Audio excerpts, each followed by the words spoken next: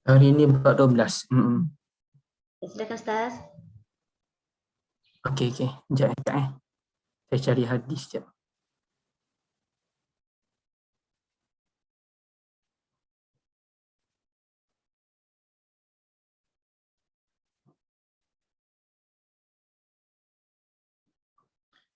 Bab 12 ni bab Orang man yang buang hajat tabarraza di kan. balik dua batu bata. Guys, saya hadis dia saya tak cari lagi. Bab man tabarraza ala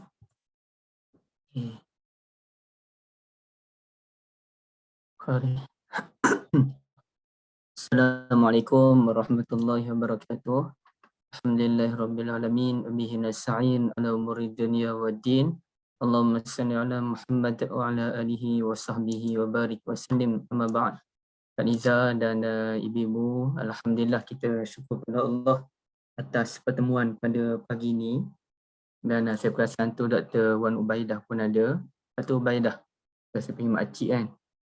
Semalam baru makcik, saya study berkaitan dengan sahabat-sahabat Nabi SAW. Sebab dalam proses ada nak siapkan buku, adalah buku akan datang nanti mungkin dalam bulan 5 bulan 6 kot ya. Dan saya ada study berkaitan nama Ubaidah. Saya selama ni mati-mati saya ingatkan Ubaidah ni ialah merujuk kepada hamba Allah. Tapi saya rasa betul juga, Ubaidah ni merujuk kepada hamba dengan namanya Abid, kemudiannya panggilan manjanya Ubaid. Okey. Tapi kalau ikut saya study pasal nama tu, mungkin makcik dah tahulah ya, saya minta maaf. Kalau Ubaid, Ubaidah boleh jadi juga hamba, tapi mungkinlah kemungkinan wallahualam Ubaidah ni dia lebih kepada unta yang kuat.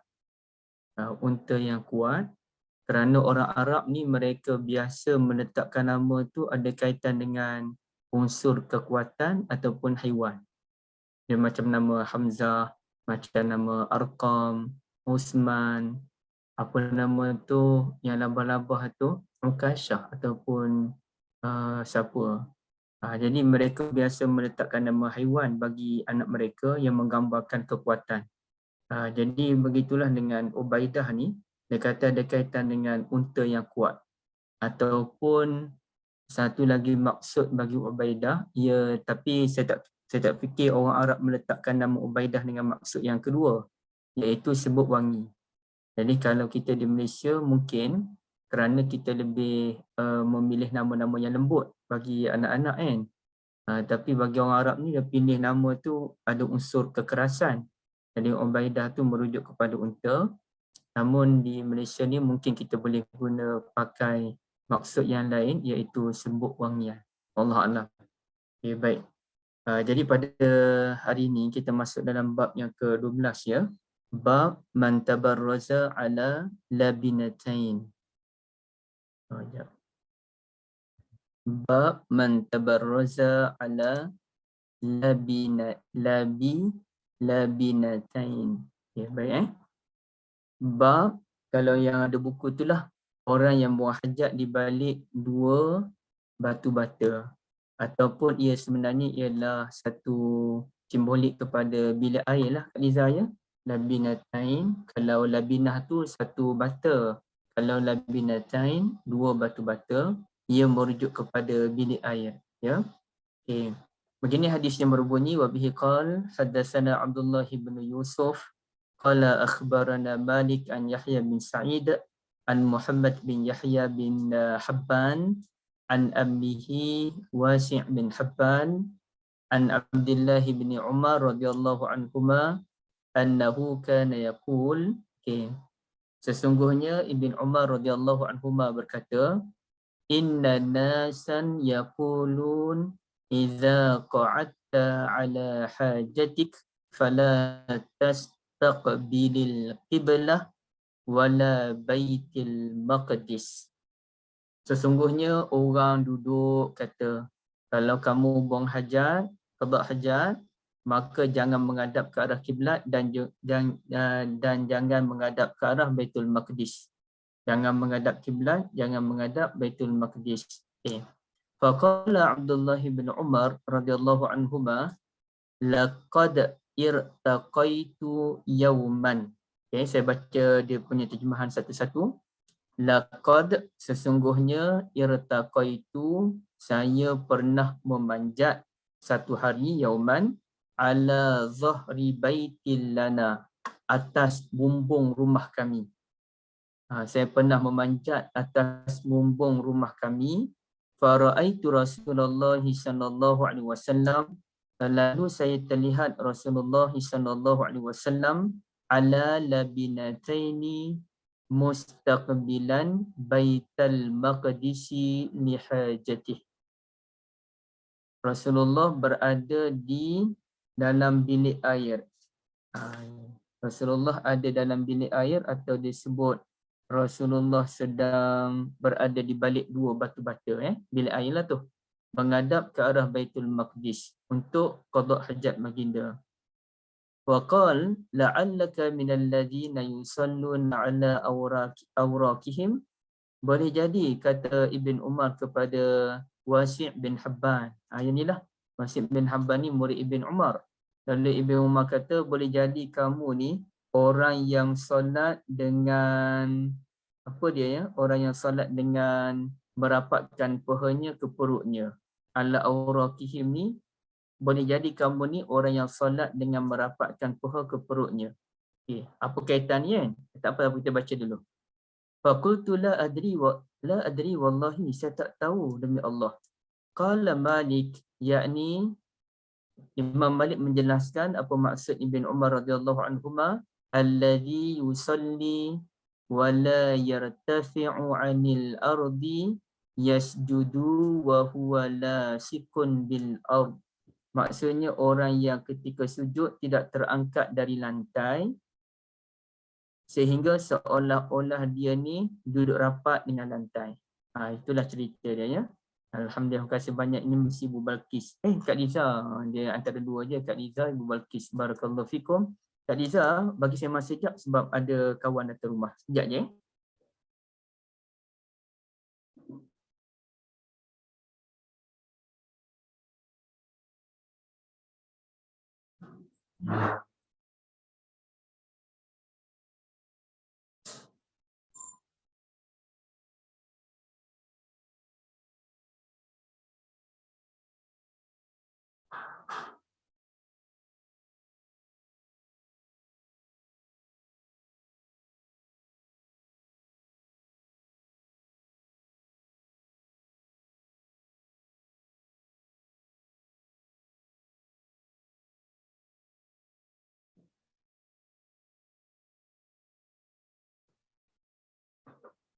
Okey, sorry.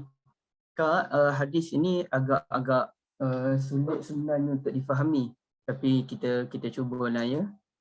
Kita akan pelan-pelan satu-satu Baik. Jadi sekarang ni dia masih lagi isu, dia ada dua isu sebenarnya. Satu, isu buang qada hajat dalam bilik air. Itu isu yang paling besar lah. Yang tu dia sebut dalam tajuk bab man tabaraza ala labinatain. Dan isu kedua masih lagi sambung isu yang lepas, iaitu bab larangan daripada menghadap ke arah kiblah. Dia ada tiga larangan ya ibu-ibu. Satu, larangan menghadap ke arah kiblah. Kedua, larangan membelakangi kiblah. Dan yang ketiga, larangan menghadap ke arah Baitul Maqdis ketika membuang air kecil ataupun air besar. Dan saya dah terangkan pendapat ulama dalam bab ini, insya-Allah. Larangan itu merujuk kepada kalau kita qada hajat di tempat yang terbuka. Maknanya bukan dalam toilet. Contohnya di dalam hutan ataupun ketika orang camping, dia buang air kecil. Minta maaf ya. Okay. Tapi kalau kita berada dalam bangunan seperti dalam bilik air, maka tidak ada masalah untuk buang air kecil ataupun buang air besar menghadap ke arah kiblah, membelakangi kiblah ataupun menghadap ke arah Baitul Maqdis. Okey, itu antara pendapat ulama dan itu merupakan pendapat Imam Syafi'i rahmatullahi alaih yang telah kita terangkan dalam pengajian yang lepas. Okey. Tapi itu selesailah. Sekarang ni kita nak tengok faham betul-betul apa poin yang disampaikan oleh Ibn Umar radhiyallahu anhuma. Pertamanya ibu-ibu, izinkan saya untuk buka dua tempat supaya kita senang nampak. Okey. Pertamanya bila kita sebut bab man tabarraza, tabarraza ni dia merujuk kepada kalau ba tu baris atas ya, ba baris atas. Ia bermakna tempat yang luas. Al-fadha'ul wasi', tempat yang luas. Itu baraz. Bukan bazar ya. Itu bazar tu bazar Ramadan. Kenapa bazar itu dinamakan bazar Ramadan? Kak Liza. Kerana bazar innal mubazzirin kanu ikhwana syayatin. Bazir itu saudara syaitan. Jadi bazar Ramadan tu tempat membazir lah. Tak, saya gurau je. Bazar itu bahasa Melayu. Saya tak tahu apa maksud dia ya. Pasar Ramadan lah tu. Dia panggil bazar. Pasar bazar. Boleh jadi kerana orang Arab tak sebut pa, dia sebut ba. Jadi macam tu lah bazar. Basar. Okay, baik. Itu kita fikirkanlah pasal bazar tu. Tapi sekarang ni kalau ulama bahaslah tentang kalimah dulu sebagai maklumat tambahan, tempat ini kalau bab man tabarraza, ini nama ni kan. Bab man tabarraza, bab orang yang qada hajat. Okey, bab orang yang qada hajat. Man tabarraza. Tempat qada hajat tu dipanggil baraz. Baraz. Jadi ulama bahas mana lebih tepat, kita nak panggil baraz ke biraz. Okey. Yang tepatnya baraz, bukannya biraz. Kerana biraz ini artinya berlawan antara dua orang. Contohnya umat Islam dulu kan dia pergi perang kan. Umat Islam lawan dengan orang kafir. Contohnya dalam perang Badar. Jadi sebelum berlaku perang besar-besaran antara dua kumpulan ini, mereka hantar wakil dulu. Dan bukan umat Islam je, bahkan mana-mana perang pun kalau kita tengok dah hantar dulu wakil mereka, pahlawan-pahlawan mereka untuk berlawan tanding antara satu lawan satu. Tujuannya apa? Tujuannya untuk menunjukkan kehebatan dan kekuatan masing-masing lah. Itu tujuan berlawan tanding tu. Berlawan tanding itu namanya biraz. Ya, biraz.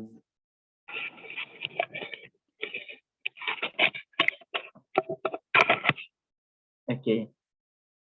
Jadi kalau biraz itu berlawan tanding, kalau baraz ia merujuk kepada tempat buang air besar ataupun buang air kecil.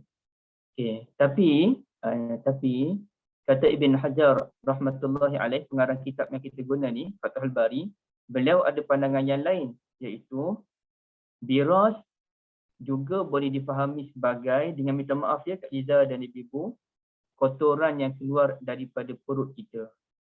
Jadi najis itu dipanggil biraz. Manakala tempat kita toilet itu dipanggil baraz. Itu kata Ibn Hajar ya. Biraz ini bukan sahaja difahami sebagai perang tanding, bahkan juga difahami sebagai najis yang keluar daripada perut kita. Namanya biraz. Tempat yang kita pergi itu namanya baraz.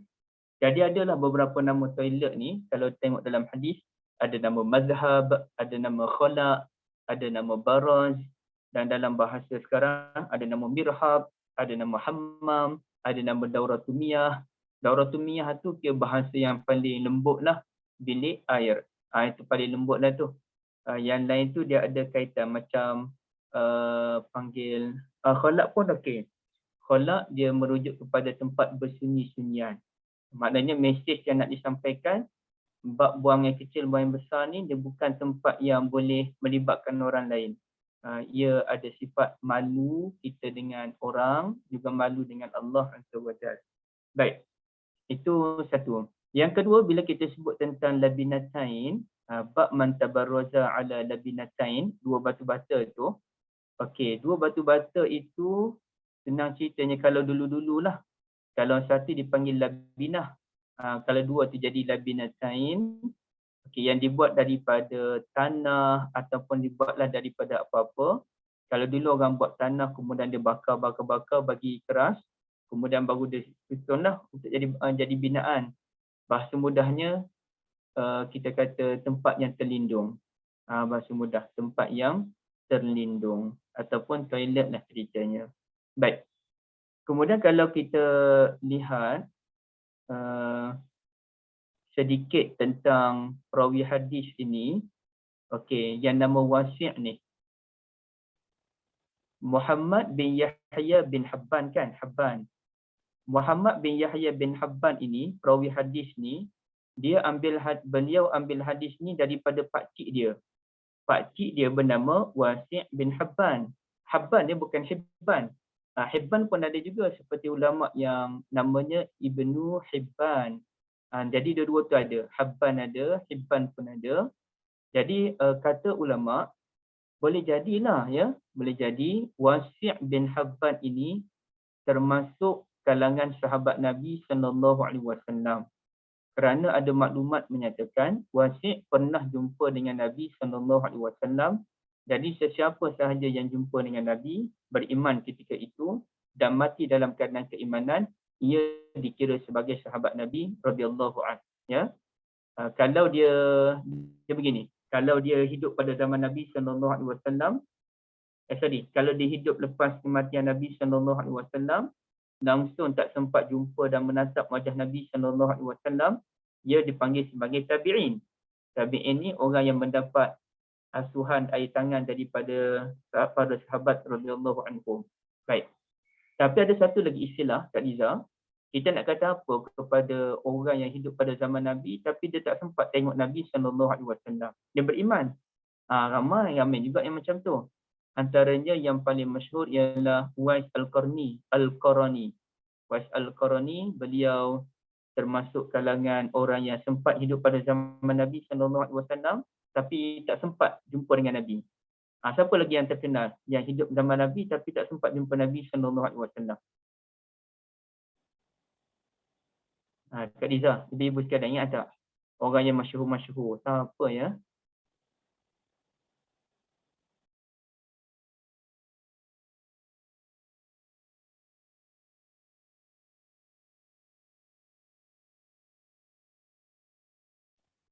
Okey, ingat tak? Kak Liza, siapa? Kak Ana ada, Kak Anis ada dengan Anis.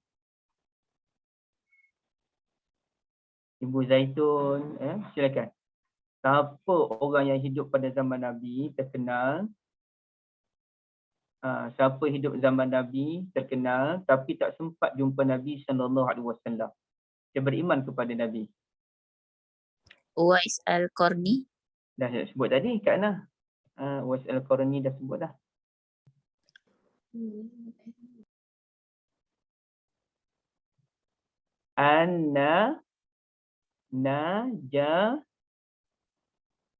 Najasyi Habsyah. Najasyi Habsyah. Tapi Najasyi Habsyah tu bukan nama dia. Bukan nama dia Najasyi. Najasyi tu ialah gelaran sultan. Najasyi Habsyah tu, ibu-ibu sekalian, namanya Afhamah. Okey, saya tulis ya. Nama dia Afhamah. Nanti insya-Allah kita akan jumpa hadis tentang beliau ni. Okey. Jadi orang yang sempat beriman, orang yang hidup pada zaman Nabi SAW tapi tak sempat jumpa dengan Nabi. Yang terkenalnya Uwais Al-Qarni dengan Najasyi Habsyah yang namanya Afhamah. Mereka digelar sebagai Mukhadramun. Al-Mukhadramun. Dah ramai ya, bukannya seorang dua orang tu je, ramai lagi. Okey. Jadi mereka ni duduk di tengah-tengah. Nak kata sahabat tak, sebab mereka tak pernah jumpa dengan Nabi SAW. Nak kata tabi'in tak juga. Tabi'in ni dia lepas zaman Nabi. Tapi ada sahaja ulama yang mengambil kira orang seperti Uwais Al-Qarni ataupun sesiapa yang lain itu termasuk kalangan tabi'in. Tapi saya kira dia bukan tabi'in secara hakiki.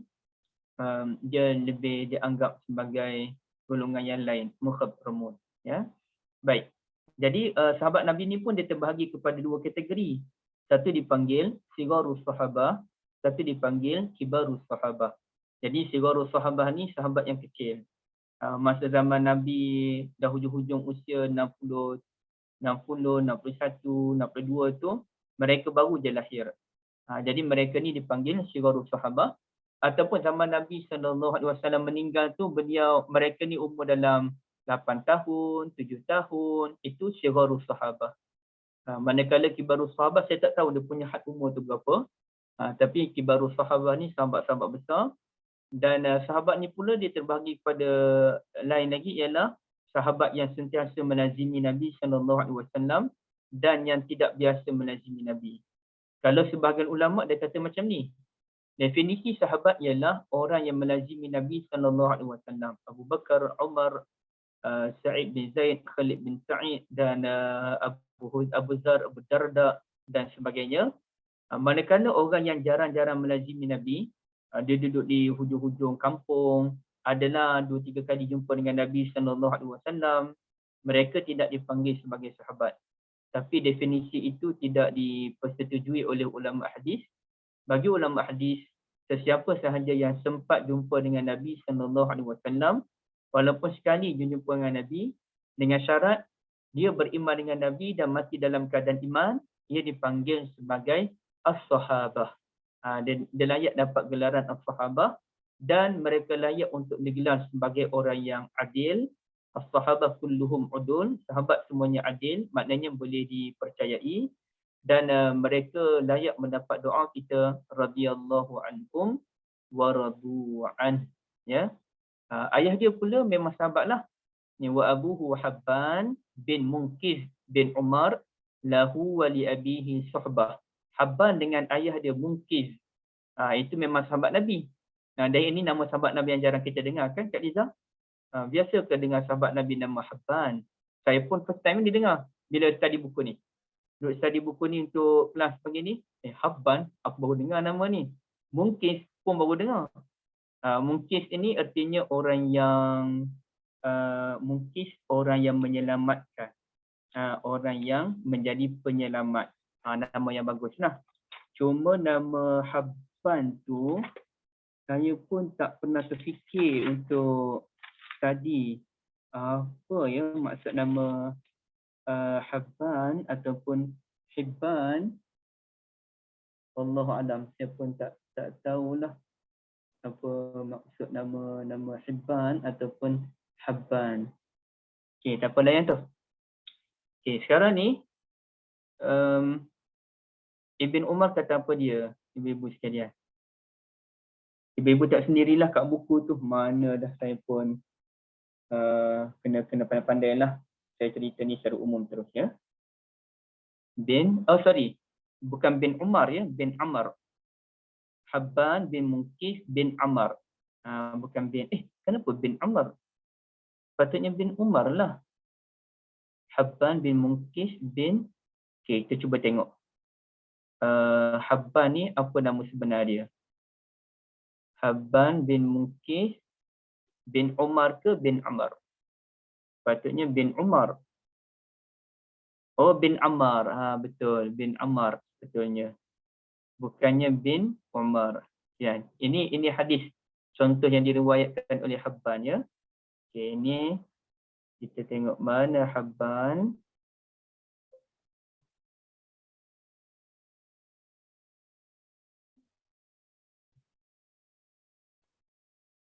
Alah, kat bawah juga hadisnya. Kat atas ada? Ni. Ada, saya tak perasan. Habban bin Munqidh bin Ammar al-Ansari. Jadi bukan Umar ya, bin Ammar. Maknanya kalau bin Ammar, adakah di sini ada kesilapan? Di mana di buku ni? Di buku ni disebut Ammar kan? Habban bin Munqidh bin Ammar. Di kitab ini ada kesilapan lah ni. Bukan bin Ammar, tapi bukan bin Umar, tapi bin Ammar, dia ada waw di belakang. Nampak ibu-ibu Wa abuhu Habban bin Huwa ibn Munqidh bin Ammar, maknanya ada waw di belakang huruf ra tersebut. Okey. Tak apalah, minta maaf ya, saya dipusing ke tempat lain sekejap. Nak kenal sahabat Nabi itu yang penting. Jadi sekarang ni kembali kepada hadis tadi. Ibn Umar kata, orang ni duduk kata, bila buang air besar ke air kecil ke, tak boleh menghadap kiblat, tak boleh menghadap ke Baitul Maqdis. Tanya nak cerita, kata Ibn Umar. Satu hari saya pernah panjat rumah kami. Okey. Persoalan dia, okey, tak apa dulu. Saya pernah panjat rumah kami dan saya nampak sendiri Nabi SAW duduk di dalam bilik air menghadap ke arah Baitul Maqdis ketika baginda qada hajat. Okey. Jadi sekarang ni ala zahri baitil lana, dia kata. Ala zahri baitil lana, di rumah kami dia sebut. Ala zahri baitil lana, saya panjat rumah kami. Rumah siapa rumah kami tu? Iaitu rumah kakak dia Hafsah bin Umar bin Al-Khattab, binti Umar bin Al-Khattab radhiyallahu anhuma. Jadi Hafsah ni kan anak kakak Abdullah. Beliau kahwin dengan Nabi SAW. Jadi beliau ni Ummul Mukminin Hafsah radhiyallahu anha. Jadi bila Ibn Umar kata, saya panjat rumah kami, artinya rumah kakak saya. Tapi dia cerita mudah rumah kami. Rumah kakak dia lah.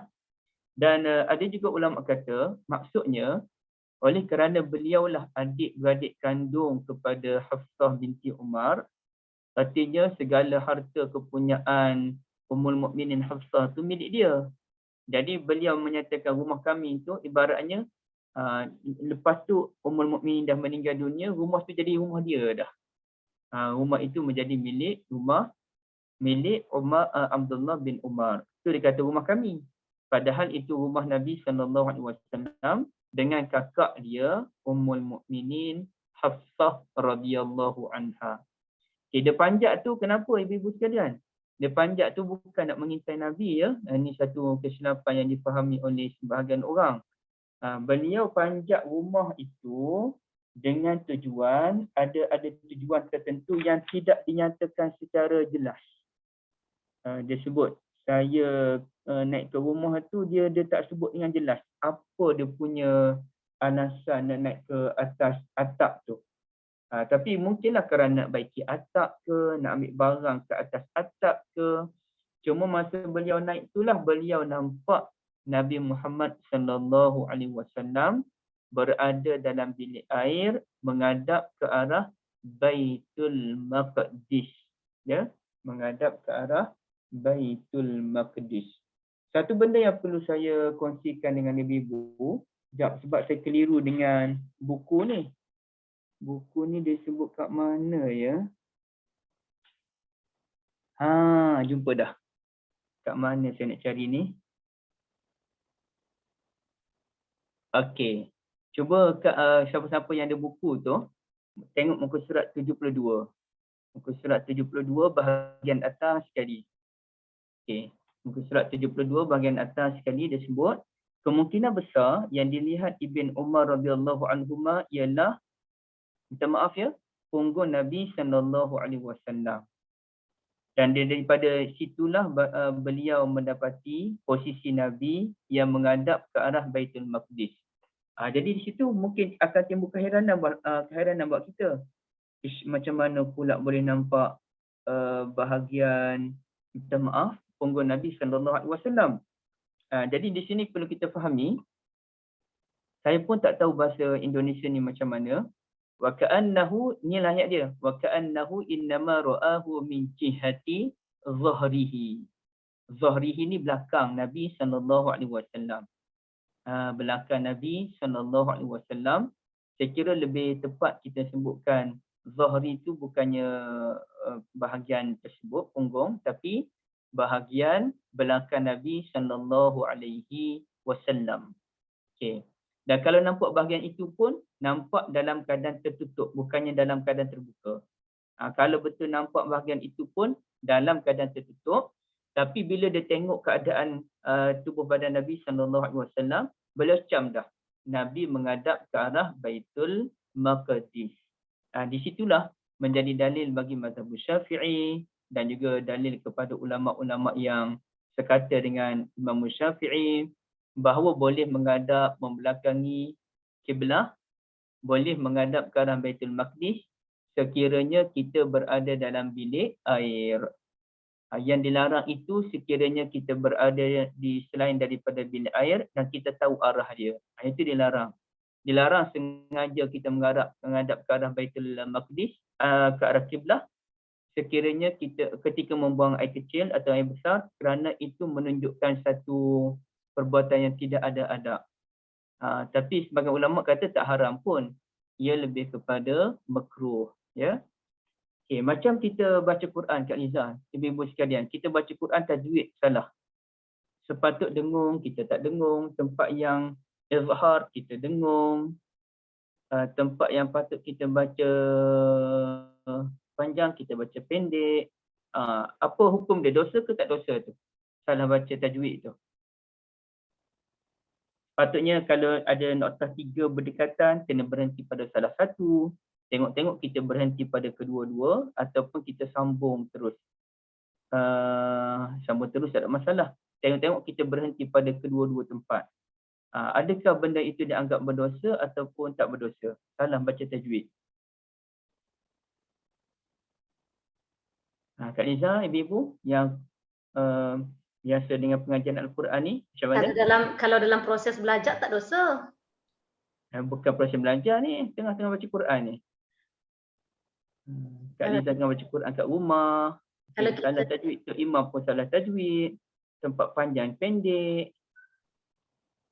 Tak jadi tartil lah bacaan tu, Ustaz. Apa dia? Tak tartil lah bacaan tu nanti kalau kita baca silap macam tu. Berdosa tak berdosa? Itu soalan dia, Kak. Dosa berdosa ke tak berdosa?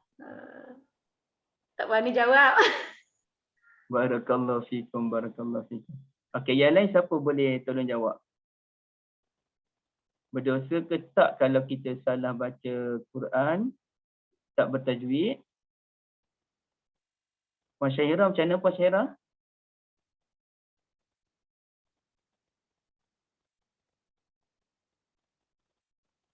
Tak berdosa, Ustaz. Tak berdosa, Kak Ana. Kenapa tak berdosa, Kak Ana? Yang kalau berdosa tu kalau kita salah sebutan makhraj tu kan. Salah Contoh sebutan macam makhraj. Oh, bukan macam huruf tu kita salah sebut dia jadi makna lain maknanya. Tapi kalau salah bacaan panjang pendek tu rasanya tak berdosa, Ustaz. Barakallahu fikum. Kesalahan dalam tajwid tidak Ini membawa jawapan kepada berani dosa. mati ni. Betul lah, Kak. Kesalahan pada tajwid tidak membawa kepada dosa kerana ia termasuk dalam bab at-tahsiniyat, keindahan. Jadi benda yang indah ni, Quran ni indah kalau dibaca dengan tajwid. Jadi kalau kita baca tidak tajwid, dia menghilangkan keindahan, dia bukan menghilangkan makna, dia bukan menghilangkan usul bagi Quran itu sendiri, keindahan sahaja yang tercalar. Jadi dia tidak berdosa, tapi ia makruh jika kita sengaja berbuat demikian. Bagi orang belajar tak ada makruh lah sebab dia belajar Okay. Manakala bab makhraj pun tak berdosa sekiranya dia dah usaha tapi tak mampu. Dan mungkin kita ni dalam banyak-banyak huruf tu adalah 1-2 huruf yang sukar untuk kita sebut. Saya pun sama je. Okay, jadi itu menunjukkan kelemahan kita ibu-ibu sekalian ya. Okay, suka untuk cari orang yang sempurna, makhraj sebut satu-satu pun betul. Dan orang macam kita, orang awam ni tidak dipertanggungjawabkan untuk tahu satu-satu. Huruf tu keluar dari mana, lidah kat mana secara terperinci. Kalau kita kena belajar semua benda tu, pengsan lah. Macam mana nak ingat dal tu kat mana dia punya letak hujung pangkal lidahnya. Dal tu macam mana, jadi ia sukar. Tapi paling kurang kita tahulah sedikit sebanyak. Tapi walaupun tak tahu semua, sedikit sebanyak je kita tahu. Betul-betul Kak Ana. Betul. Okey, jadi kembali pada yang tadi. Kenapa Ibn Umar radhiyallahu anhuma ni ibu tiba-tiba sebut? Dia sebut kepada Wasi' bin Habban ni, anak murid dia ni. Dia sebut apa dia? La'allaka minal ladzina yusalluna ala awraqihim. Boleh jadi kamu ni, sebab dia tengah sembang dengan Wasi' ni, hadis ni. Orang duk kata tak boleh menghadap ke arah kiblah. Dan juga tak boleh menghadap ke arah Baitul Maqdis. Saya tengok sendiri Rasulullah SAW menghadap ke arah Baitul Maqdis, kata Ibn Umar. Okay. Kemudian dia pun kata pada Wasi' bin Habban, boleh jadi kamu ni solat dalam keadaan rapat perut ke paha kot.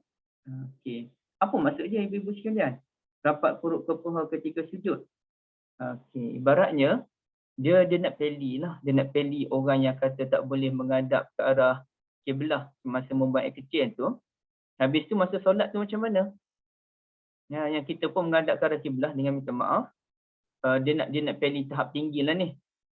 Kamu ni kalau betul-betul nak jaga sampaikan, minta maaf ya ibu, saya sukar untuk sebut benda ni tapi atas dasar ilmu, sampaikan bahagian anggota sulit pun kita tak nak hadap ke arah kiblah. Habis tu masa solat tu, masa sujud kamu tutup lah bahagian alat sulit kamu rapat paha ke dengan perut. Adakah begitu? Ini maknanya geram sangatlah Ibn Umar dalam isu ini. Artinya dia nak cerita, janganlah berlebih-lebihan dalam bab agama. Agama ni dia ada peraturan. Ada masa kita kena ketat, ada masa kita boleh longgar. Jadi bab longgar tu kita longgar lah, bab ketat kita ketat lah. Contohnya dalam bab khutbah hari raya, khutbah kan. Semua khutbah berlangsung selepas solat kecuali khutbah Jumaat. Khutbah Jumaat je yang mana khutbah dulu baru solat. Yang lain sama ada solat gerhana, solat istisqa, solat raya, semuanya khutbah selepas solat raya. Yang tu kita kena ketat, tak boleh nak ubah. Tahun ni kita kena, tahun ni raya kita kena khutbah dululah sebab saya tengok ramai sangat orang yang balik lepas solat, tak dengar khutbah. Jadi untuk tahun ni kita akan mulakan khutbah dulu baru kita solat. Jadi nak ubah benda tu, tak bolehlah nak ubah benda tu. Kerana nak tak nak, dia mesti mula dengan solat dulu baru khutbah. Okey, benda tu benda yang kita kena ketat. Tapi ada benda yang kita boleh longgar. Ya, apa benda yang boleh kita longgar? Contohnya dalam bab zakat. Setahu saya lah, kalau saya silap minta maaf, bahawasanya zakat ini masih lagi dalam bentuk pilihan. Nak bayar RM7 boleh, nak bayar RM14 pun boleh, nak bayar RM21 pun boleh. Tapi kalau kita ni memang jenis, ya kita beras, tak makan beras basmati. Kita makan beras biasa je. Kalau ikut beras tu RM7 je kita. Tapi kalau kita ni memang makan jenis beras yang harga murah-murah dan memang kita ni RM7 je zakat, tapi melancung sana sini, beli kat rumah tu macam-macam barang, beras je harga murah, tapi barang kat rumah tu Allah saja yang tahu, kenapa tak bayar RM21? Sedangkan mungkin ada orang yang makan beras basmati, tapi kehidupan dia tak mewah pun. Cuma sebab dia nak jaga kesihatan dia. Jadi dia nak jaga kesihatan tu, dia kata tak apalah demi jaga kesihatan, saya sanggup beli beras basmati kerana katanya dah kurang kanji. Siapa tak tahu bab beras ni, jangan ibu pertikaikan saya, ini contoh je. Okay. Jadi dia beli beras basmati tu bukan kerana dia kaya pun, tapi kerana dia nak jaga kesihatan dia tu je. Kehidupan dia, kehidupan yang sederhana. Jadi kalau orang yang macam tu pun kena bayar RM21, boleh jadi ada orang tak makan beras basmati, dia makan beras biasa kerana kecil lagi dia suka makan beras tu. Dia tak akan ubah dah, itulah beras kegemaran dia. Tapi barang rumah dia bukan main lagi. Dia punya melancong bukan main lagi. Dia punya kereta pun bukan main lagi, takkan nak bayar zakat RM7 kot. Ibaratnya begitulah. Kalau kita pakai kereta CRV, bayar bulanan pun dah RM1,000 lebih. Takkan kita nak bayar zakat yang RM7? Jadi inilah kita kena tanya tepuk dada, tanya iman kita. Okey, baik. Jadi apa kaitan dengan beras tadi saya nak cerita ya? Bab agama tadi. Agama ni dia ada longgar, dia ada sempit. Jadi walaupun zakat ini dia ada kategori-kategori dia, tapi kita masih lagi boleh diberi pilihan. Nak bayar RM7 ke, RM14 ke, RM21. So macam kami ni, kami tekad lah. Macam mana pun kita zakat, kita ambil yang paling mahal. RM21. Bayar semuanya RM21. Okay, baik. Tapi memang kami amal beras basmati pun Kak Niza. Bukan sebab kaya pun, sebab nak jaga kesihatan tu je. Okay. Kemudiannya, ada benda yang longgar, banyak lagi lah benda yang longgar dalam agama. So jangan kita ketat sangat, sampaikan kita ni tak boleh langsung masuk dalam bina akhir pun tak boleh menghadap ke kiblat. Kalau kita seorang pegang pandangan tu tak apa, tapi jangan kita menyusah-nyusahkan orang lain. Macam saya dah ceritakan, berapa banyak masjid dan surau, bukan berapa banyak lah, ada beberapa masjid dan surau yang dah siap toilet, tiba-tiba roboh balik kerana nak bagi tak menghadap ke arah kiblat itu. Itu kan makan kostum pula tu. Biarkanlah, tak apalah dalam bangunan. Peganglah pendapat yang menyatakan boleh. Apalagi bila dia sengit-sengit macam tu menyulitkan sebahagian orang, tambah-tambah orang badan besar, dia jadi payah pula bila benda tu dia sengit-sengit ditukarkan kedudukan. Sedangkan kita biasanya masuk pintu tandas, pintu toilet macam itulah toilet kita nak duduk senang-senang terus. Menghadap ke pintu sebagai contoh. Dan menghadap ke pintu ni dia ada banyak kelebihan. Kalau ada orang terbuka pintu pun kita terkunci, kita boleh tutup segera. Tapi bila dah sengit tu tak menghadap ke arah pintu, jadi payah pula. Jadi kita pun dah makan kos yang banyak. Jadi dalam bab ini jangan berlebihan, kata Ibn Umar radhiyallahu anhuma. Itulah point yang nak disampaikan oleh beliau sebenarnya, ya. Okey, baik.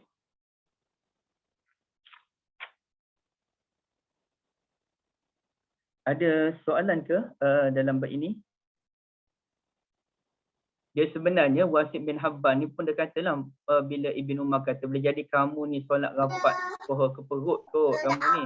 Kata la tadi wallahi. Saya tak tahu tak guru, saya tak tahu Allah demi Allah. Dia memang tak tahulah. Jadi Ibn Umar dia macam tu. Pernah satu kali ada orang dari Iraq datang jumpa dengan Ibn Umar radhiyallahu anhuma. Dia tanya satu soalan yang pasal darah nyamuk. Dia tanya pasal darah nyamuk, Ibn Umar pun kata, tengok orang Iraq ni, darah nyamuk tanya hukumnya najis tak najis. Tapi dioranglah yang mana telah menyembelih cucu Nabi SAW, Husain. Sebab tu diorang tak heran pula. Nampak tak kita punya pemikiran kita. Kita suka menilai benda yang kecil-kecil. Padahal benda kecil ni dah sepatutnya dah selesai dah. Tak payah nak bincang dah benda-benda kecil ni. Tapi kita masih lagi terperangkap dalam circle tersebut. Tak boleh nak keluar lagi daripada circle tu. Dah bertahun-tahun dah ulama berjuang. Tapi tak boleh lagi nak keluar daripada circle-circle yang menyusahkan ini kan. Okey, jadi Ibn Umar tak suka nak bincang benda-benda yang tengik-bengik sebegini rupa. Dia nak keluar daripada circle tengik-bengik tadi. Okey, baik. Kalau tak ada, kita boleh terus ke depan. Kita buka, ada sebarang persoalan ibu-ibu? Silakan.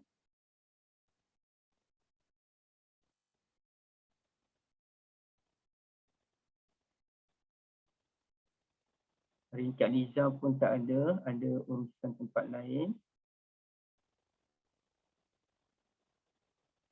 Okey, tak ada ibu-ibu? Okey, jom kita teruskan hadis yang seterusnya. Tapi saya nak cari satu maklumat.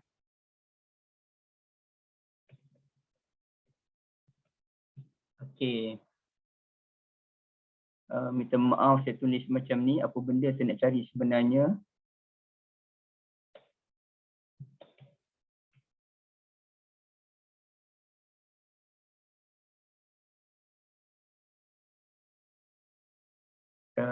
Mana ya?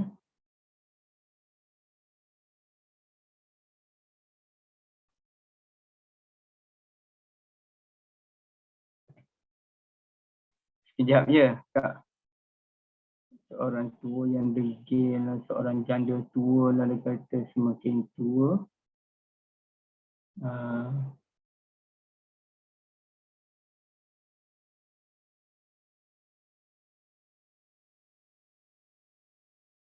Mana ni? Rendah hati pula.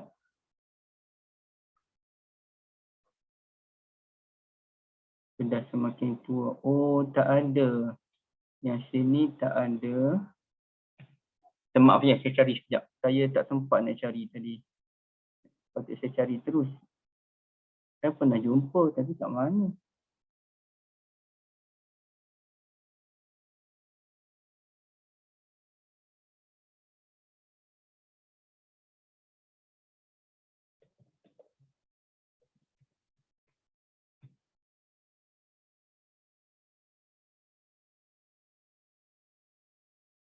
Okey, sekejap ya. Saya nak cari sekejap je.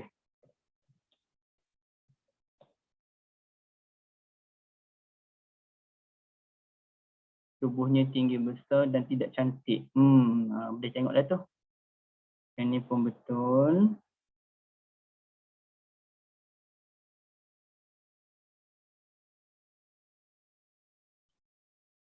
Aisyah. Ia seorang wanita.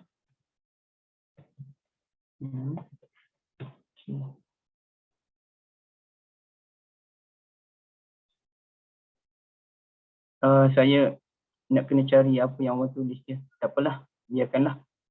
Okey, sekarang ni kita cuba lihat pula hadis ini ya. Hadis yang disampaikan oleh siapa ni? Aisyah Ummul Mukminin radhiyallahu anha. Bab khurujin nisa ilal baraz. Bab wanita keluar pergi ke baraz. Baraz tu mana? Tempat qada hajat tu lah. Wa bihi qala haddatsana Yahya bin Bukair qala haddatsana Lais qala haddatsani Waqail an ibn Shihab ai Az-Zuhri. Okay, ibu boleh tulis ya. Siapa yang ada buku, Ibn Shihab ini tak lain dan tak bukan maha guru hadis yang besar, Az-Zuhri. Jadi sebenarnya punca hadis tu banyak datang dari beliau lah pada peringkat awal. Beliau ni buka kelas pengajian hadis dan murid beliau terbahagi kepada 3. Satu yang jarang-jarang datang. Duduk jauh, datang sekejap, ada masa datang dengar. Okey, tak nak murid yang biasalah. Yang kedua, anak murid yang duduk dalam beberapa bulan kemudian balik cuti semester 2-3 bulan. Macam belajar universiti. Dia duduk belajar 2-3 bulan, 5-6 bulan, kemudiannya balik. Itu pun belajar pun ada subjek-subjek dia kena ambil. Itu pelajar universiti lah. Dan ada murid ketiga Ibn Shihab Az-Zuhri ialah dia sentiasa melazimi Ibn Shihab. Mana-mana je dia dengar dan jumlah itu tak ramai. Inilah anak murid yang paling tinggi kedudukan dia ya. Dia jarang-jarang dia memang duduk je dengan Ibn Shihab Az-Zuhri. Ibn Shihab ni murid kepada Urwah bin Az-Zubair. Ni Urwah bin Az-Zubair. Urwah ni kiranya jadi macam mana tu? Cuba ibu kita senaraikan. Urwah ni dia anak Az-Zubair bin Al-Awwam. Jadi dia ialah anak saudara Ummul Mukminin Aisyah radhiyallahu anha. Dia ialah saudara kepada Abdullah.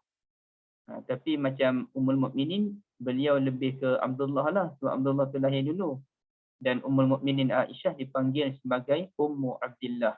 Ibu kepada Abdullah, merujuk kepada Abdullah bin Zubair, isteri anak kepada kakak beliau, Asma binti Abi Bakar. Okay. Jadi kerana Ummul Mukminin tak ada anak, beliau pun nak dapat gelaran Ummu juga. So diberikan gelaran Ummu Abdillah. Anna, jadi Urwah ni ambil hadis ni daripada makcik dia lah, Ummul Mukminin Aisyah. Anna azwajan Nabiyyah sallallahu alaihi wasallam, sesungguhnya isteri-isteri Nabi sallallahu alaihi wasallam. Kita tengok ibu-ibu. Kunna yakhrujna bil-lail. Kunna yakhrujna bil-lail. Mereka keluar pada waktu malam. Mereka keluar pada waktu malam. Tujuannya apa? Iza tabarrazna. Apabila mereka ingin qada hajat. Nak buang yang kecil ke, buang yang besar ke, mereka keluar, nak buang yang besar lah biasanya. Mereka keluar pada waktu malam ke satu tempat namanya Al-Manasi'. Al-Manasi'. Apa dia Al-Manasi' tu? Wa huwa sa'idun afyah. Satu tempat yang terbuka. Dan bukan satu tempat yang terbuka ya, sebenarnya satu tempat yang digunakan khas untuk buang qada hajat. Satu tempat yang khas untuk qada hajat. Okey, baik.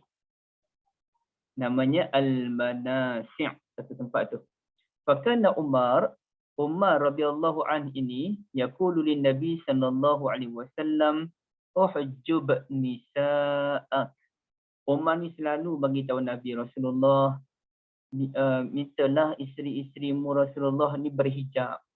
Berhijab ni kalau tak silap saya duduk di rumah maksudnya, supaya terpelihara daripada gangguan orang-orang jahat yang mungkin ambil kesempatan ke atas isteri-isteri Nabi. Jadi yang saya fahamnya uhjub di sini bukan merujuk pakai tudung tu tak.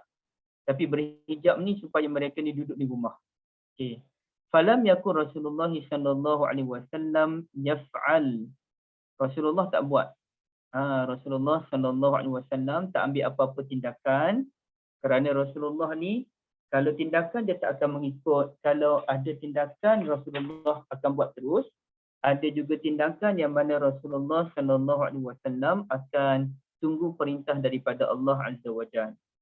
Sehinggalah satu ketika, nak jadi ceritanya, فَخَرَجَتْ سَوْدَةُ بِنْتُ زَمْعَةٍ Zaujun Nabi SAW. Satu kali tu isteri Nabi namanya Saudah. Bukan Saudah ya. Kak Liza bukan Saudah. Saudah.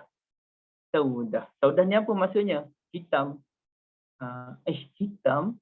Cantik ke orang nama hitam? Bukan hitam tu hitam kulit. Biasa kita dengar iklan tu apa dia Kak Liza? Hitam itu kualiti. Benda yang berkualiti tinggi. Jadi bukanlah kita bila kita letak nama alamak, nama anak aku Saudah, kulit hitam. Tak, Saudah bukan berarti kulit hitam. Dan kulit ni tak kira lah hitam ke putih ke, kecantikan itu dia subjektif. Cuma saya nak kata Saudah bukannya isu kulit hitam. Saudah ini isu benda yang berkualiti. Ya. Macam dulu ada seorang senior saya namanya Faqirul Aswadi.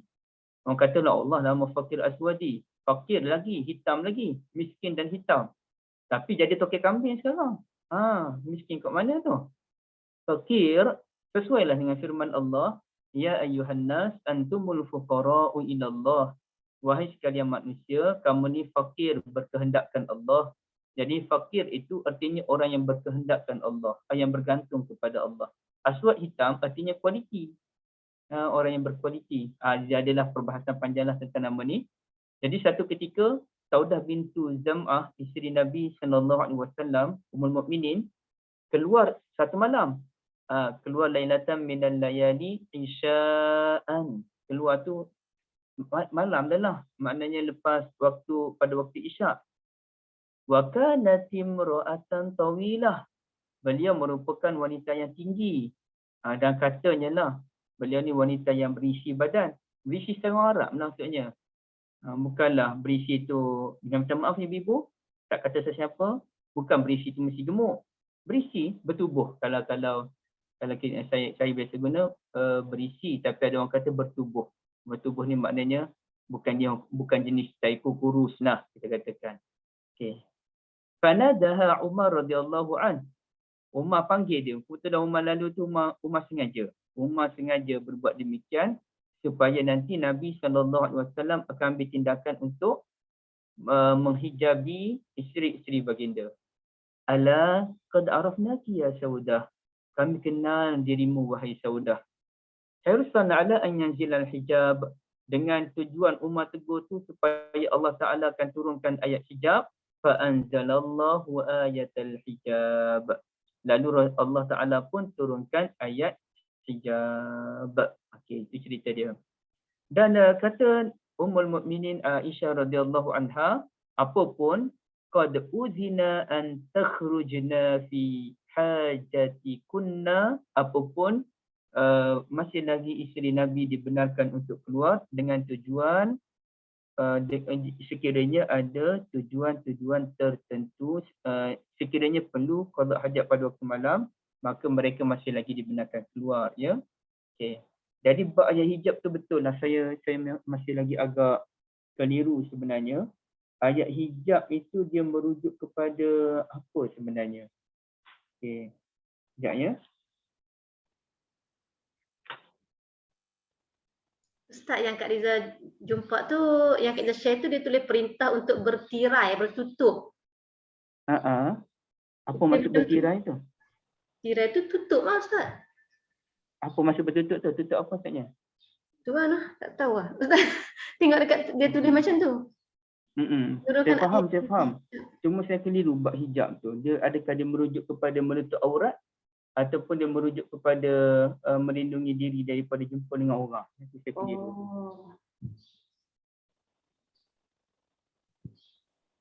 Ustaz, bukankah ada satu yang perintah kepada Ummul Mukminin semua, dia orang kalau nak nak cakap dengan para sahabat semua kena ada tirai, hijab. Betul? Kena ada tirai, betul?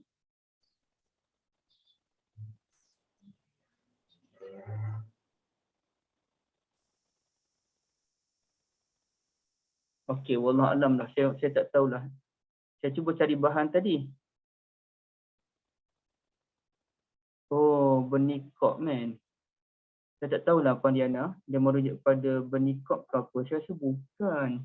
Tapi saya tak berani komen lah, kita tak assemble lagi. Sekejap.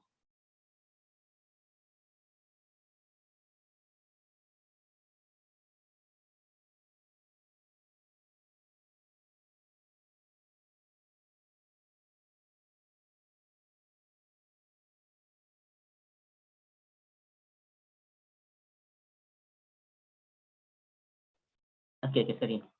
Jadi yang tu saya kena check balik. Tadi saya dah cuba check lah, tapi saya tak tahu perintah mana check. Yang perintah bertirai ni, cerita ni disebutkan ada apa ni dalam surah Al-Ahzab. Dia tulis macam tu, ada 9 bab apa dia tulis tu, kau pun tak faham. Dia tulis macam tu. Dia bagi huraian tentang hijab. Okey, saya faham yang tu. Okay.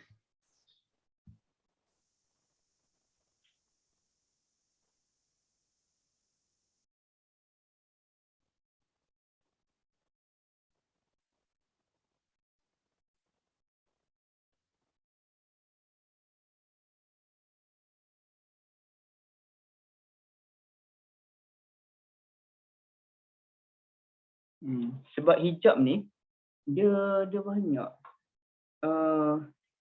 bermula dengan menutup aurat, itu pun hijab. Kemudiannya menutup muka bagi isteri Nabi, itu pun hijab. Kemudiannya kalau ada orang datang ke rumah, mereka tak boleh direct jumpa dengan isteri Nabi sebagaimana yang Kak Liza sebutkan tadi, kena ada tirai dia, itu pun hijab. Jadi saya keliru, hijab dalam kes ini dia merujuk hijab yang mana satu tu. Dan saya pun tak tahu dalam sejarahnya, adakah dulu memang isteri Nabi ni tak pakai tudung ke macam mana pada peringkat awal-awal Islam dulu. Yang tu Allah Alam. Kalau ibu-ibu ada dengar mana-mana penjelasan dalam bab ini, tolong kongsikan dengan saya ya. Saya kena study lagi sejarah hijab dalam awal Islam ni. Adakah dulu Ummul Mukminin Aisyah ke apa ke tak pakai tudung di rumah? Tak pakai tudung kalau berada di luar. Yang tu Allah Alam, saya tak berani komen. Okey. Tapi kembali pada yang tadi, pertamanya adalah mulut-mulut nakal ni, tulisan-tulisan nakal ni. Duk kata macam mana ni kan? Ummul Mukminin Saudah binti Zam'ah radhiyallahu anha ni macam mana? Okey. Dia sebut ni. Dibandingkan dengan satu dia kata Saudah ni orang tua. Ini bukan dalam tulisan yang ni ya. Dalam tulisan yang lain dia kata Saudah ni orang yang tua. Okay, padahal tua tu dia kena nilai pula. Tua tu adakah tua daripada Nabi SAW ataupun sebenarnya dia lebih muda daripada Nabi SAW. Jadi nak kena nilai tua tu macam mana sebenarnya. Sebab umur Saudah Ummul Mukminin ni tak dapat dikenal pasti dengan betul. Sebenarnya berapa umur dia. Okay, kalau kita tengok Nabi SAW pun betul ke 55 tahun ni umur dia ni? Tak dapat dipastikan. Tak ada maklumat yang sahih. Kalau Nabi, ketika tahun ke-10 kenabian, Nabi dah berusia 50 tahun. Dan pada tahun 10 kenabian itulah Ummul Mukminin Ummul Mukminin Khadijah meninggal dunia kan. Pada tahun ke-10 kenabian. Jadi tahun 10 kenabian rasanya Khadijah meninggal. Masa tu umur Nabi dah 50. Jadi tak lama kemudian Nabi kahwin dengan Ummul Mukminin Saudah. Betul ke Ummul Mukminin Saudah tu umur 55? Tepatkah benda ni? Tak ada maklumat yang tepat. Kalaulah umur sekitar 55 pun, kenapa orang selalu menyatakan Saudah ni orang yang tua, Ummul Mukminin? Kalau macam ni dia okey sikitlah dia bandingkan dengan Aisyah radhiyallahu anha. Tapi dengan tulisan yang lain tu selalu duk kata bahawasanya Ummul Mukminin Saudah ni wanita yang tua. Okay, saya cuba tulis balik. Saudah wanita yang tua. Ada ke kat mana? Padahal sebelum ni banyak saya dah jumpa. Akui usianya sudah lanjut dan tua. Okay, ni okey lagi lah ayat dia. Tapi ada lagi lah yang saya jumpa tu memang dia sebut tua lah Saudah ni. Ummul Mukminin.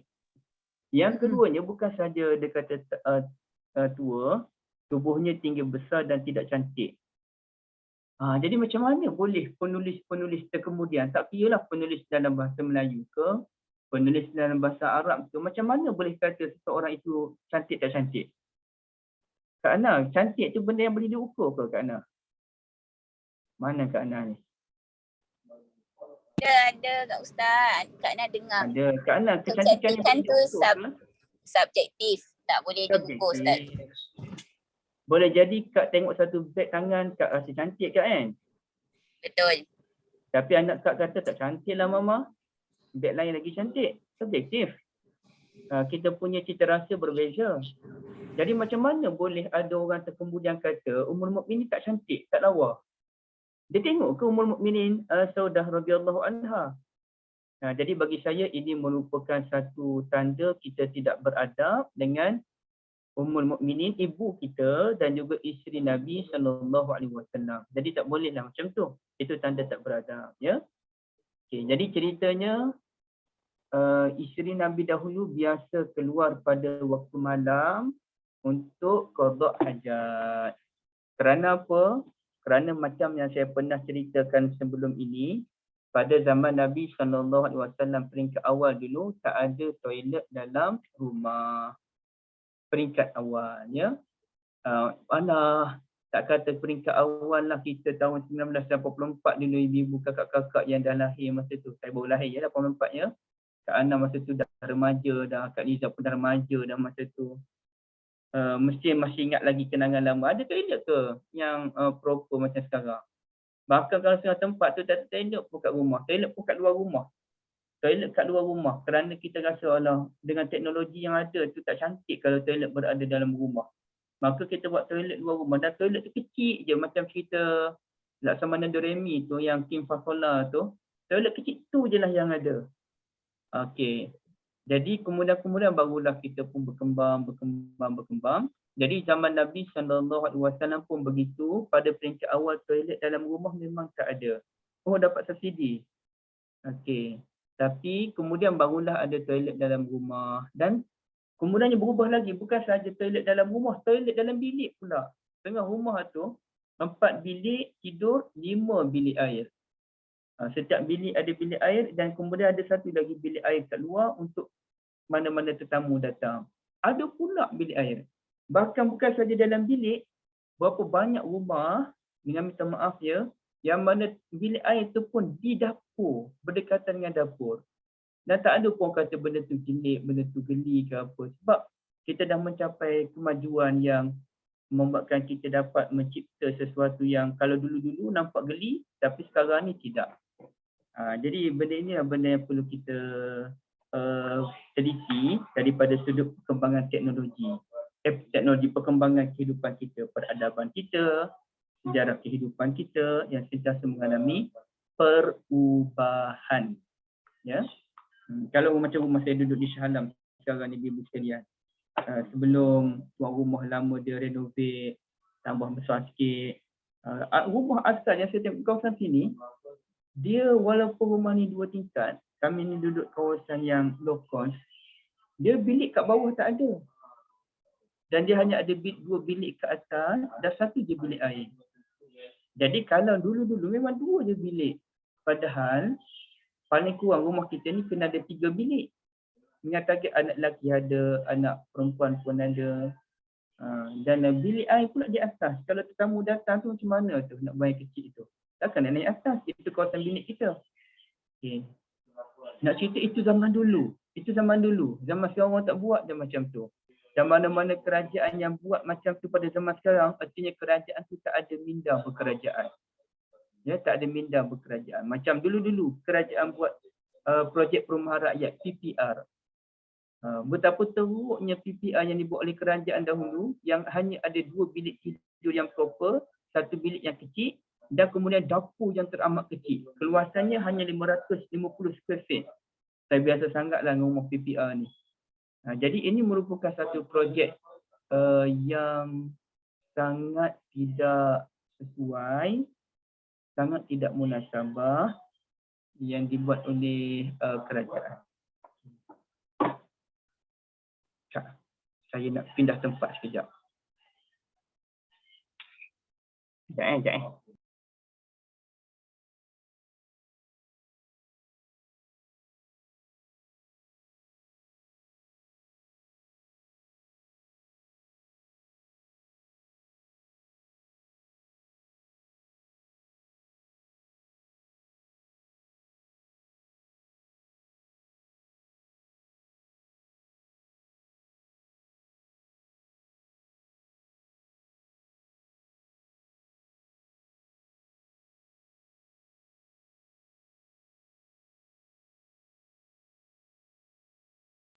Okey, sorry.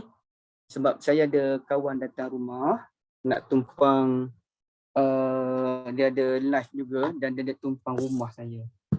Dia datang dari jauh. So, saya kena pindah lah, jadi terbuang di rumah sendiri. Okey, teruskan. Kita ada nyamuk pula. Okey. Kita terus ke depan. Jadi Umar masa tu isteri Nabi ni biasalah pergi keluar dalam bilik air, nak cari bilik air kan. Okay. Maka Umar bin Al-Khattab pun dia rasa kurang selesa lah macam ni. Sebab bagi Umar, isteri Nabi ni mesti level lain. Itu ibu-ibu, saya minta maaf ya, saya tak ambil buku yang buku tu.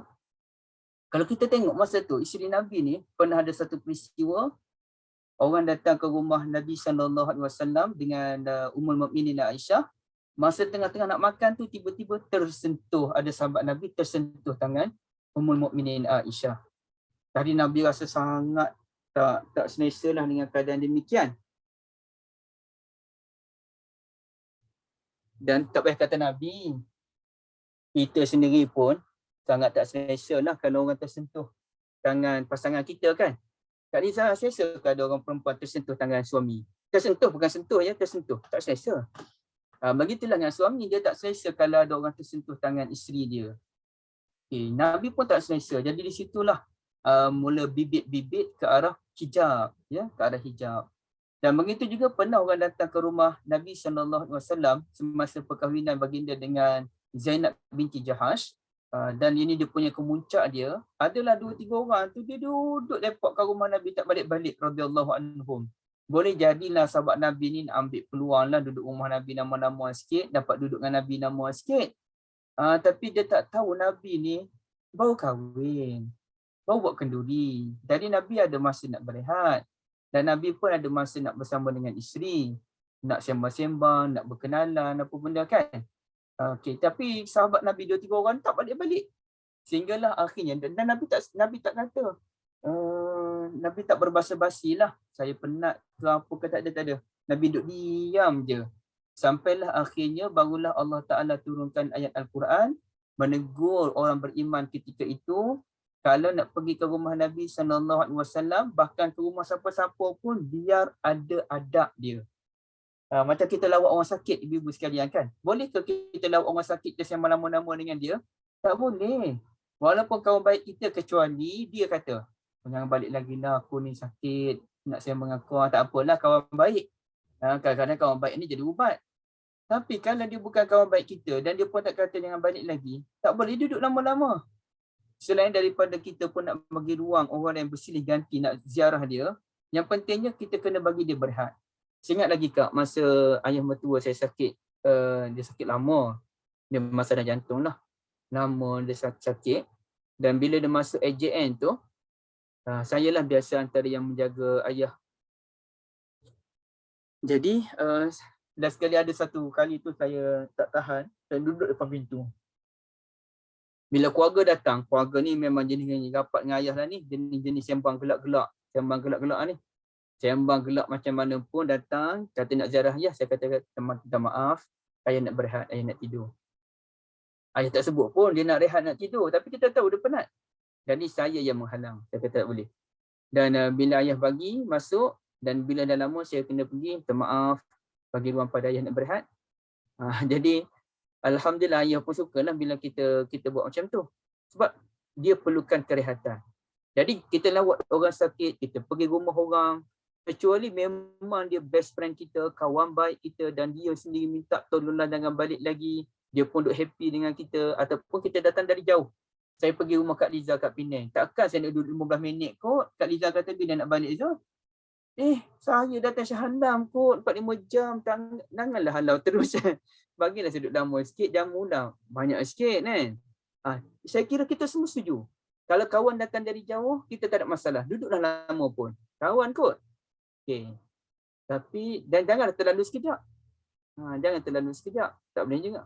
Maknanya ada masa dia. Okay. Jadi sebab itu kalau kenduri, saya ingat kenduri kat kampung dulu, kita makan guna kain lah. Kain sofrah. Kain sofrah tu kalau kami panggil kain seperoh.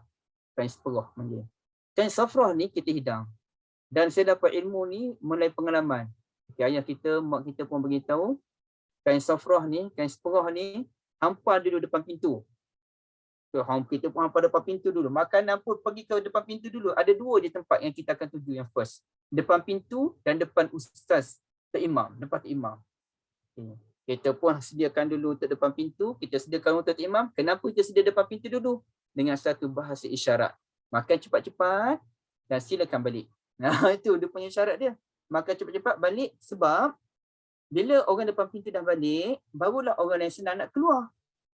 Kalaulah orang depan pintu tak balik-balik lagi, macam mana kalau orang yang nak keluar dah habis makan dah tapi depan pintu tu duduk sembang main rancak lagi kan. Okay. Jadi ia menyusahkan. Di situ kita belajar tentang adab sopan dalam kehidupan. Dan kata kawan saya menariknya, biarlah adab sopan itu sampai akhirnya menjadi budaya yang tak perlu difikirkan. Maknanya kalau orang datang, kita datang rumah orang, kita tak fikir dah. Kena fikir berapa lama masa kita nak bajet ya. Sesuai tak sesuai kita duduk 1 jam. Tak. Kita clear dah. Kita pergi rumah orang je, kita sekejap je. Kita pergi beraya rumah orang je sekejap je. Kecuali rumah saudara mara. Rumah saudara mara pun suka duduklah 2-3 jam pun baring, tidur lagi. Tak ada masalah. Saudara mara pun jarang yang jumpa masa raya. Tak apalah saudara mara terdekat. Saudara mara terdekat tak apalah yang rapat. Tapi kalau saudara mara terdekat, kita tak rapat dengan dia, tak boleh juga. Okey.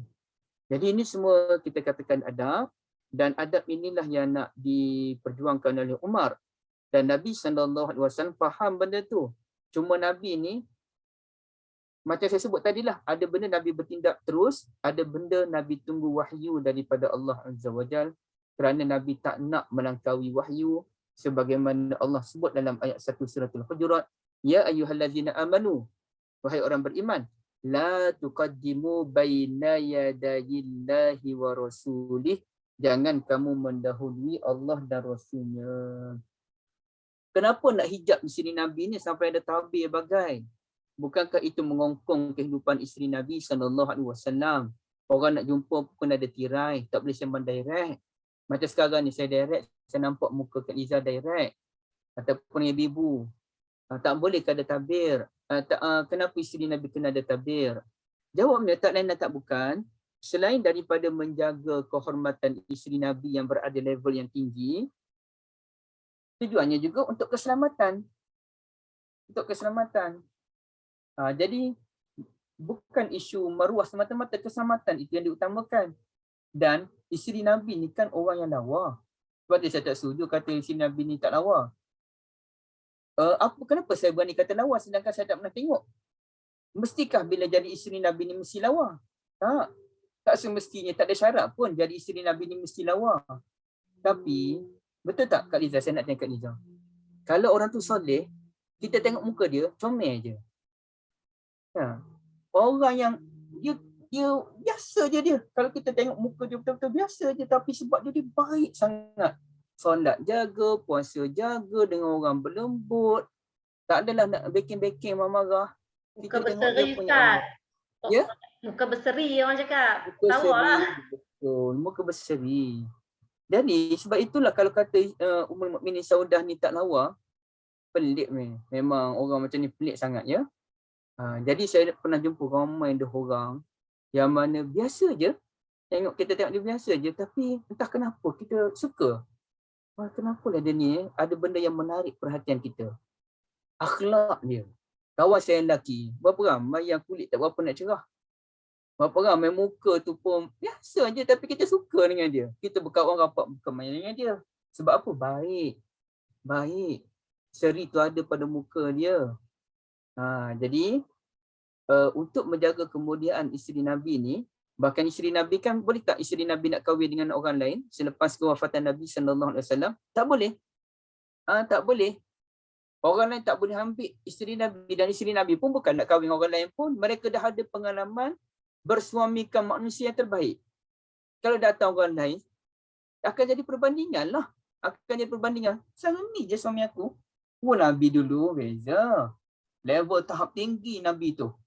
Jadi memang isteri Nabi pun tak nak dengan orang lain. Hukumnya pun memang tak boleh. Di samping itu, kena jaga juga takut ada orang lain yang mana timbul keinginan terhadap para isteri Nabi radhiyallahu anhum. Apalagi isteri Nabi ni pangkat mak. Bila pangkat mak, kena jaga. Dan di sinilah Kak Liza, tak ibu-ibu sekalian, kita kena jaga hubungan walaupun dia saudara rapat kita. Tapi dengan minta maaf ya, ini hukum fikih. Tapi kalaulah dia ni boleh menyebabkan kita ni ada timbul keinginan bukan-bukan, kita kena elakkan diri. Contohnya makcik. Makcik muda daripada kita. Ada makcik muda daripada anak saudara ataupun lebih kurang sebaya. Ataupun tua 2-3 tahun. Dan makcik tu pula lawa orangnya. Maka tak boleh anak-anak saudara tu nak bersalam-salaman dengan dia. Ataupun dia nak berlagak, dia keluar berjalan, shopping, berdua-duaan. Dan makcik pun umur setahun je tua daripada dia. Pegang tangan pula sebagai contoh. Tak boleh. Nak kata makcik aku ni. Tak boleh. Walaupun makcik, kerana ia menimbulkan keinginan dalam diri, syaitan akan bisik. Bila syaitan akan bisik, akan jadi mengarut lah. Macam drama Melayu dulu, saya ada tertengok tapi saya tak layan lah. Dia cerita bersiri. Drama Melayu dulu kan teruk-teruk kan. Apa cerita ni? Betul-betul saya memang tak layan, tapi saya tahu cerita dia. Dia ni bercinta dengan seorang wanita. Rupa-rupa wanita tu adik-beradik mak dia yang lama terpisah. Lepas tu duk gila bayang pula. Nak juga walaupun makcik. Ini gambaran rendahnya kualiti pengarah kita. Pemikiran yang mengarut. Dan nak ceritanya benda tu boleh berlaku. Ceritanya benda tu boleh berlaku. Ya, alhamdulillah. Ya. Sehingga kan dia panggil mak, ayah dengan anak pun tak boleh berpeluk-pelukan. Peluk biasa boleh. Peluk sekadar rapatkan muka boleh. Tapi nak rapat tak boleh. Anak perempuan yang dah besar. Dan sekadar rapat muka, rapat pipi tu tak ada masalah lah. Maknanya benda tu semua perlu dijaga dengan sangat rapi dalam Islam. Sangat rapi. Adik-beradik terutamanya lagi-lagi kena jaga adik-beradik lelaki dan perempuan. Sehingga kan kalau boleh anak perempuan yang ada bilik air sendiri dalam bilik dia. Kalau boleh. Tapi kalau dah tak ada, macam rumah kami kat kampung pun tak ada. Yang penting jaga diri bila pergi ke bilik air. Tapi kat kampung ni lain, rumah besar, tanah luas. Kat rumah kat bandar ni rumah kecil-kecil. Jadi lagi-lagilah kena jaga benda tu.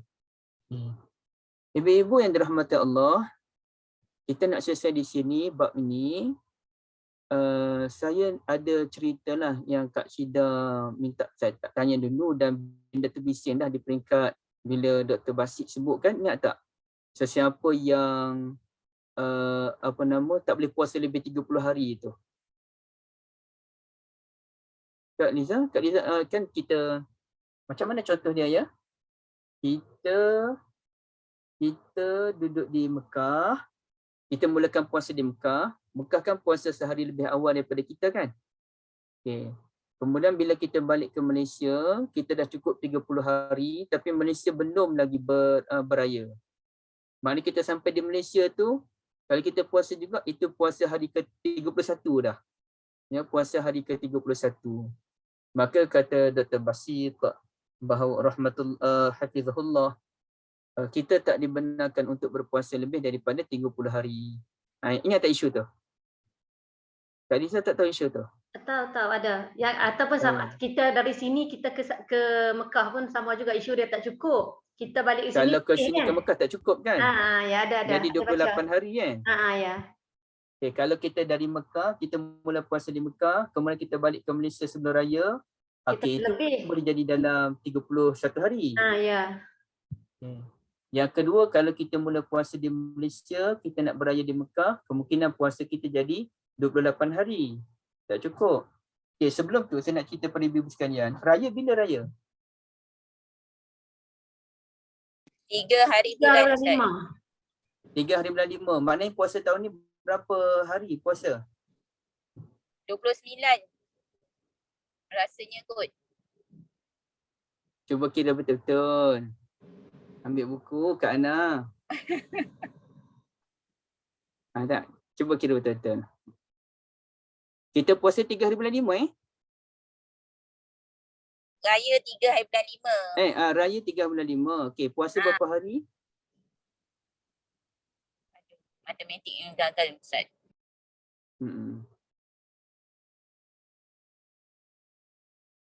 30 hari kata Farafida.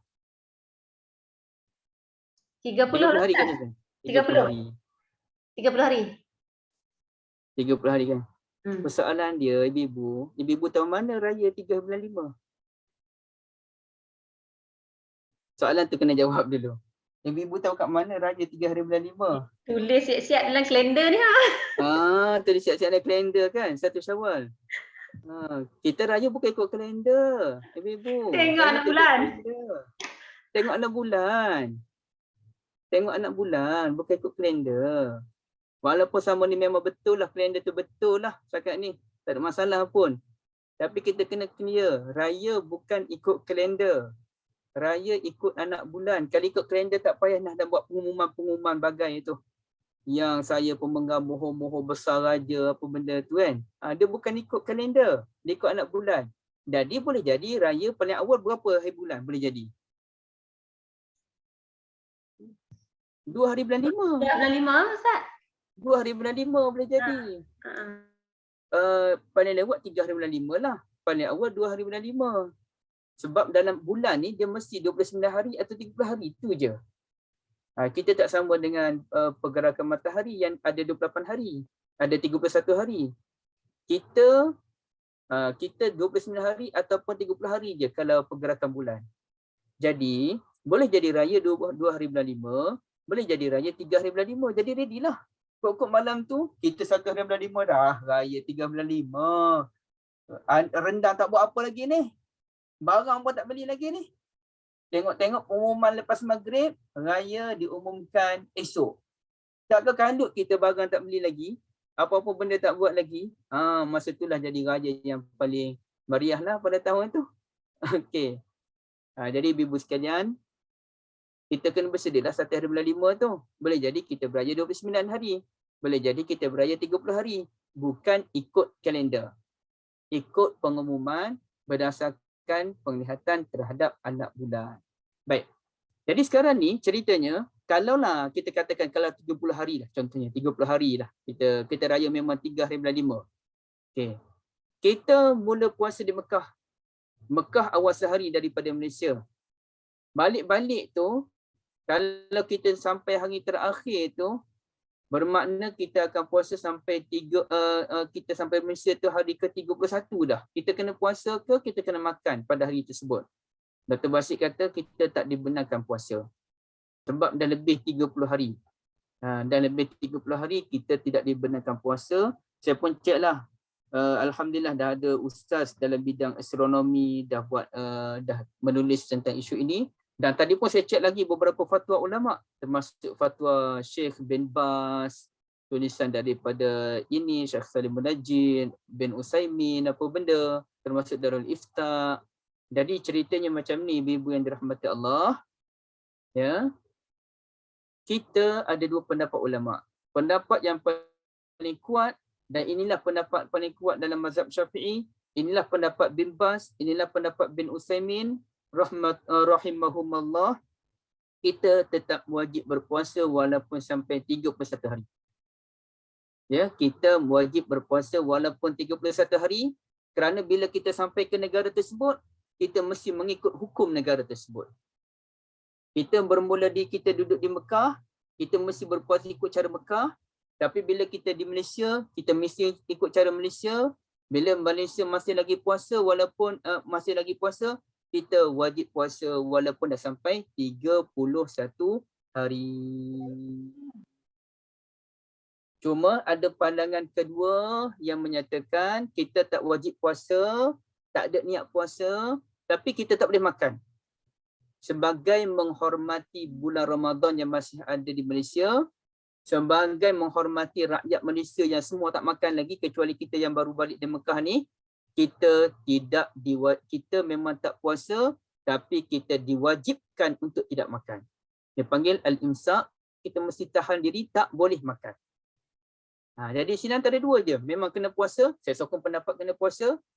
Tapi kalau tak puasa pun, kena menahan diri daripada makan. Dari sekira pandangan Dr. Basit tu boleh dinilai semula. Dan saya bukan menolak pandangan Dr. Basit dengan pandangan saya, tak. Pandangan Dr. Basit itu berdasarkan pandangan ulama' juga. Dan itu dianggap pandangan kedua dalam mazhab Syafi'i.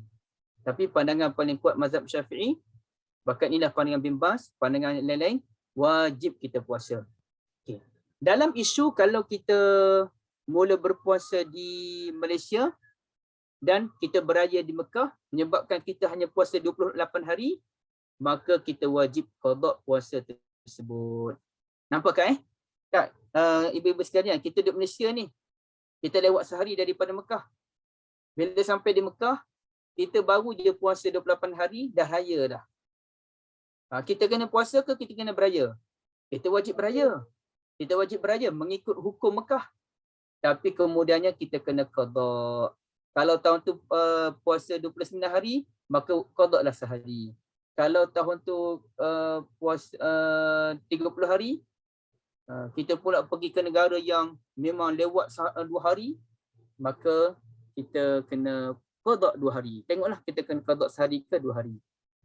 Okay. Tapi dia kena mesti puasa paling kurang 29 hari, paling tinggi 30 hari dan boleh jadi 31 hari. Okay. Wallahu a'lam. Ada apa-apa isu ibu-ibu sekalian? Kita ada 3 minit terakhir. Tu Kak baca dalam Maktabah Al-Bakhri kan, Dr. Zul pun cakap macam Ustaz. Dia kata apa Kak? Macam sama macam Ustaz. Kita kena ikut urus tempat. Yes, kena ikut urus tempat.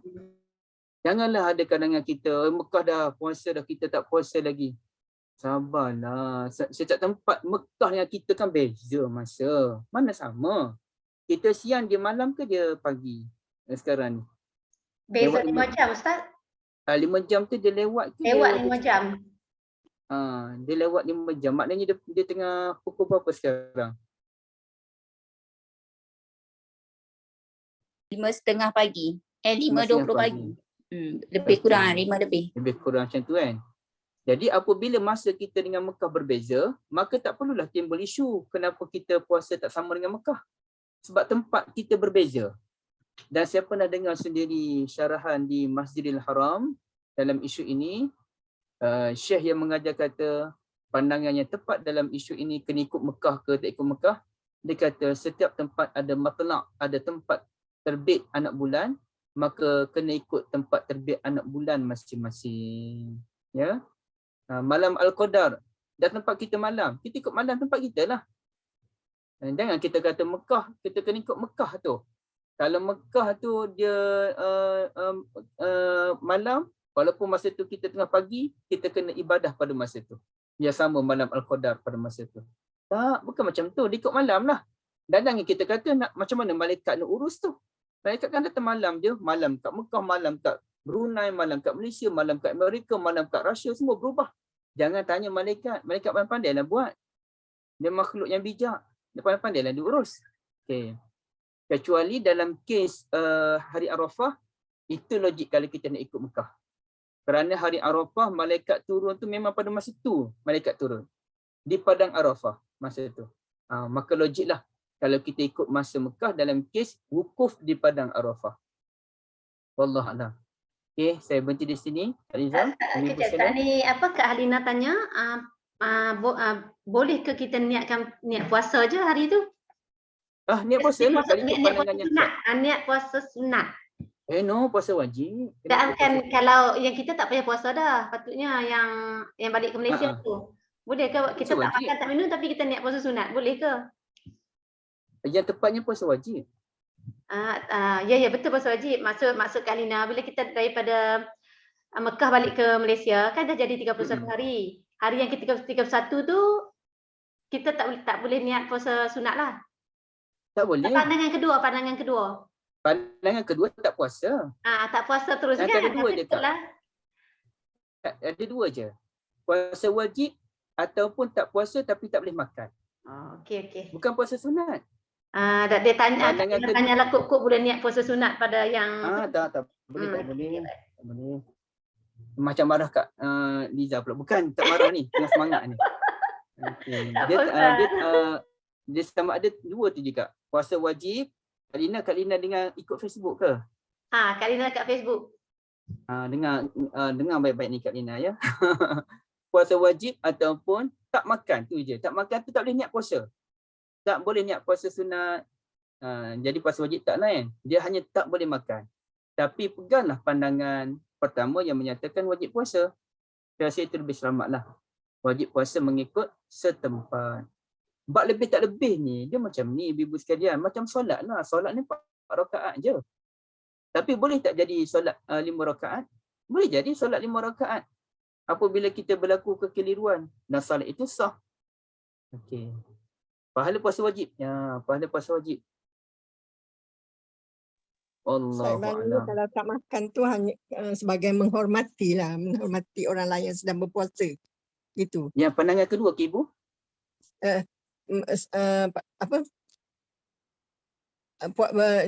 Niat tak puasa tetapi tak makan. Maknanya menghormati orang-orang yang sedang berpuasa. Gitu. Pandangan kedua tu. Dia bukan isu menghormati orang yang sedang berpuasa, tapi isunya menghormati bulan Ramadan. Okey. Itu pendapat kedua tu timbul Ibu disebabkan mereka berpegang puasa tak boleh lebih 30 hari. Puasa paling tinggi 30 hari. Sedangkan pandangan pertama menyatakan memanglah puasa tak boleh lebih 30 hari. Itu dalam keadaan biasa. Sekarang ni keadaannya bukan keadaan biasa. Ini keadaan yang kita berlaku perubahan tempat. Biasa. Jadi kita kena ikut tempat tersebut. Macam saya sebut tadi, solat tak boleh lebih daripada 4 rakaat. Solat tak boleh lebih daripada 4 rakaat, tapi dalam keadaan kadang-kadang boleh jadi 5 rakaat kerana lupa. Okey. Ataupun tasyahud awal. Tasyahud awal tak boleh lebih daripada sekali. Sekali je tasyahud awal. Solat maghrib sekali, solat isyak sekali, solat asar sekali. Tapi boleh jadi 2 kali. Boleh jadi 2 kali kerana kita mengikut imam. Jadi kalau dalam kes solat ni, tasyahud pun boleh jadi 2-3 kali kerana mengikut imam. Begitulah dengan puasa, boleh lebih kerana mengikut setempat dan mengikut keputusan pemerintah. Wallahualam. InsyaAllah pemerintah dalam bab puasa ni tak ada lagi dah menipu. Dalam bab lain tu saya nak komen lah. Tapi dalam bab raya puasa ni insyaAllah Malaysia masih lagi terkawal ya. Okey Kak Liza. Okey, terima kasih banyak. Ustaz pun ada hal. Jadi alhamdulillah, jazakumullah khair Ustaz. Banyak ilmu kita dapat hari ni, benda-benda yang kita ingat macam biasa pun punya macam kami tadilah, memang tahu kata raya tu kita kena tengok 6 bulan, tapi tengok kalender juga. Okay. Saya percaya sangat kat kalender tu. Jadi saya takut raya betul 2 hari bulan je Kak. Tiba-tiba nampak 6 bulan pula kan. Jadi Ustaz, terima kasih banyak semua. Kita akhiri dengan tasbih kafarah. Subhanakallahumma bihamdika asyhadu an la ilaha illa anta astaghfiruka wa atubu ilaik. Sallallahu ala nabiyyina Muhammad wa ala alihi wa sahbihi ajma'in walhamdulillahirabbil alamin. Wassalamualaikum warahmatullahi wabarakatuh. Terima kasih semua. Okey. Terima kasih Ustaz dan Us. Maliza, terima kasih semua. Terima kasih Ustaz. Assalamualaikum. Waalaikumsalam.